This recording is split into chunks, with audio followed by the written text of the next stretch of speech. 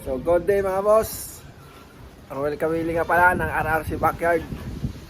So ngayon mga boss, papakita ko lang sa inyo yung stag na hiniram sa atin ng ating tropa. Bali binalik na sa atin nung linggo pa. Bali papakita ko lang sa inyo kasi itong stag na to mga boss, mayroong kakaibang kwento kasi ito. Masalimuot. Papakita ko sa inyo mga boss. Kukunin lang natin ano.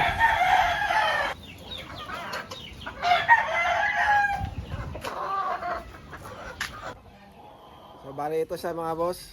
Ayan o. Pakaganda ng mukha.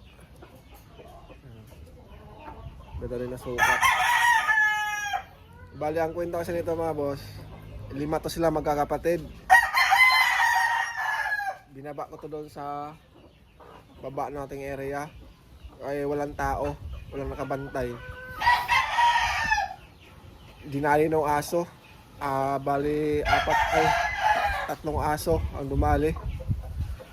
Di bali nadali yung dalawa niyang kapatid. Nakulay pula rin. Tapos yung isa binenta natin sa tropa lang din natin. Bali naka 2 panalo yun mga boss. Di bali naka 2 panalo. Pero sa pangalawa niya, hindi siya nakasurvive. Bali, ang nandito sa atin ngayon, 2 na lang din. Ito. At saka yung isang broadcock na broadstag na ginagamit natin ngayon. Straight comb din. Bali, ang naging issue mo ito mga boss, nasama din to sa dinalo ng aso. Bali ang tama niya dito sa puwitan, dito yan dito. Siguro nadala pa mga boss kasi nangayaw. Ngayon nung hiniram to ng ating tropa na halos sa buwan, walang ibang manok doon. So nung binalik dito, nung nakuha natin, naglaban na siya.